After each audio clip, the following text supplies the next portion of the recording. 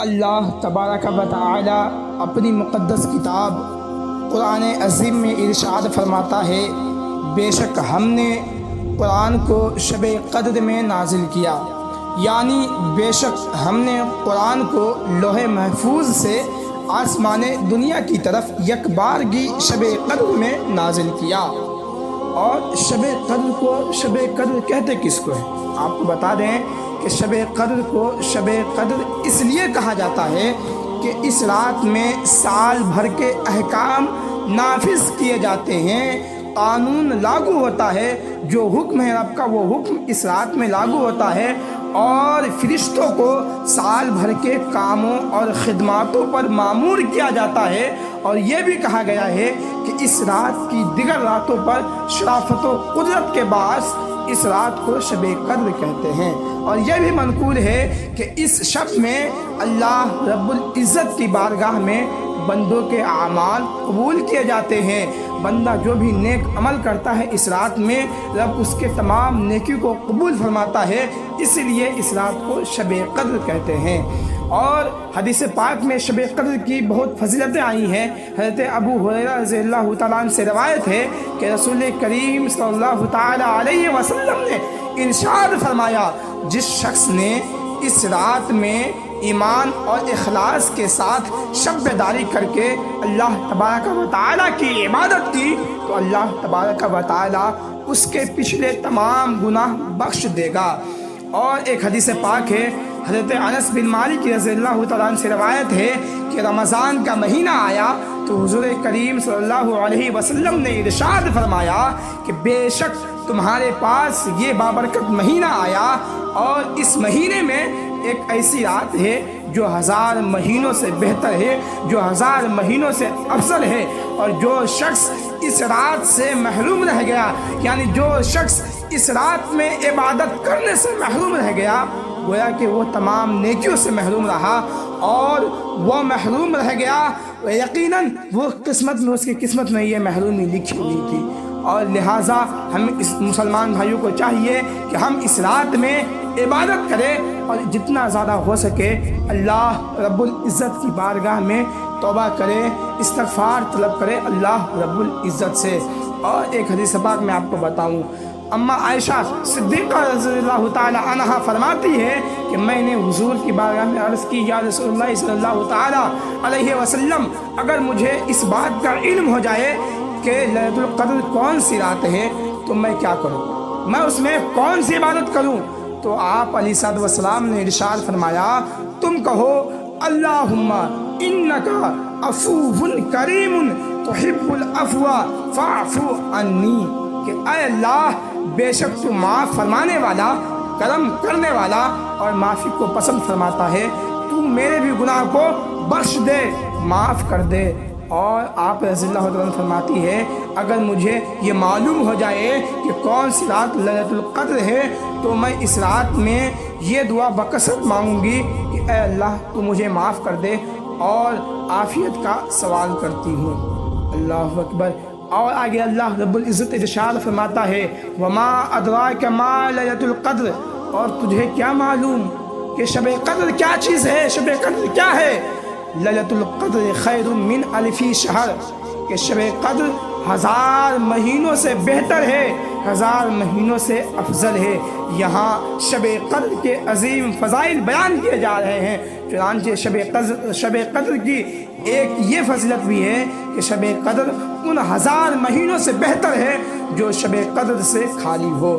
اور اس ایک رات میں عمل کرنا 1000 راتوں کے عمل سے بہتر ہے، 1000 راتوں کے عمل کرنے سے بہتر ہے۔ اور ایک حدیث پاک میں آپ کو بتاؤں کہ اس حدیث پاک سے آپ کو یہ بھی معلوم ہوگا کہ اللہ رب العزت نے ہم جیسے گنہگار امتی کو شب قدر کیوں عطا کیا، کس وجہ سے عطا کیا، وجہ تسمیہ میں آپ کو بتا رہا ہوں۔ حضرت مجاہد رضی اللہ تعالیٰ عنہ سے روایت ہے کہ نبی کریم صلی اللہ تعالیٰ علیہ وسلم نے ارشاد فرمایا، صحابہ کے درمیان خطابت فرما رہے تھے پیارے آقا، آپ نے فرمایا کہ بنی اسرائیل میں ایک شخص تھا جو اللہ رب العزت کی بہت عبادت کیا کرتا تھا، یعنی 1000 سال تک، 1000 مہینے تک اللہ رب العزت کی عبادت کرتا رہا اور دل میں نیک افعال انجام دیتا رہا، تو حضور صلی اللہ علیہ وسلم کو تعجب ہوا ان کے اعمال پہ جب بتا رہے تھے، تو اللہ رب العزت کے بارگاہ میں فریاد کے لیے ہاتھ اٹھائے اور اپنے رب سے کہنے لگے، اے اللہ تبارک و تعالی، تو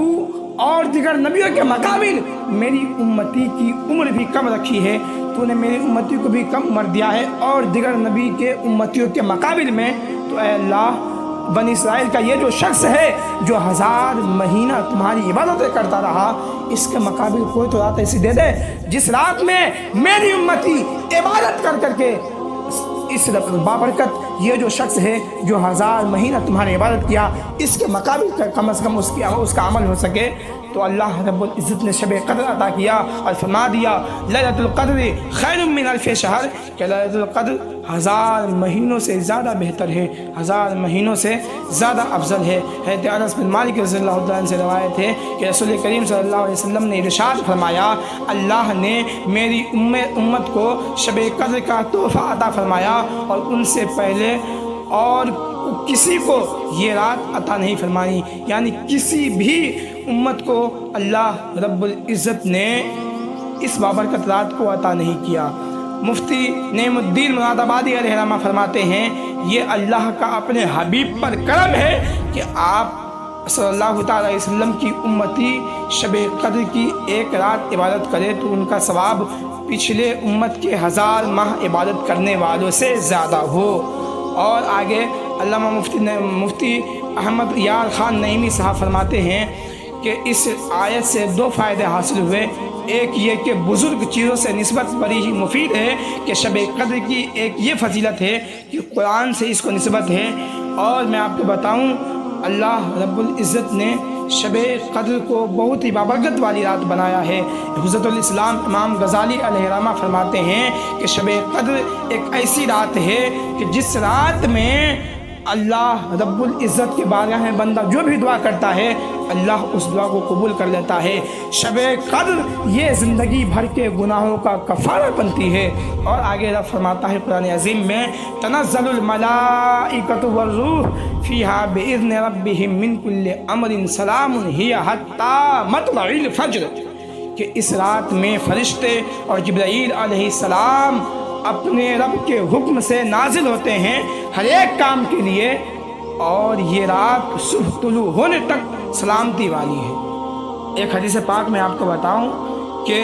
آپ ابھی سماعت کیے قرآن کی روشنی میں کہ اس رات میں فرشتے اور جبرائیل کیا ہے اترتے ہیں۔ شب قدر کی یہ دوسری فضیلت ہے کہ اس رات میں فرشتے اور جبرائیل علیہ السلام اپنے رب کے حکم سے ہر ایک کام کے لیے اترتے ہیں جو اللہ تعالیٰ نے اس سال کے لیے مقرر فرمایا ہے۔ آسمان سے زمین کی طرف اترتے ہیں، اور جو بندہ کھڑا ہو یا بیٹھا ہو، یعنی بیٹھ کر کے ہو یا کھڑے ہو کر کے ہو، اللہ کی عبادت